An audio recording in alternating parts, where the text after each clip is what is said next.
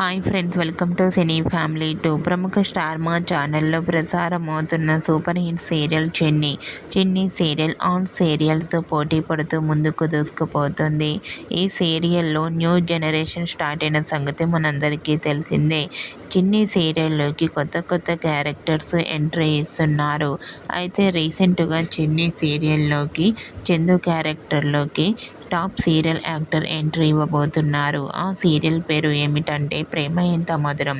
ప్రేమ ఎంత మధురం సీరియల్లో రోషన్ చాలా అద్భుతంగా నటించి మంచి పేరును గుర్తింపును సంపాదించుకున్నారు. రోషన్ పెద్ద చందు క్యారెక్టర్లో నటించబోతున్నారు.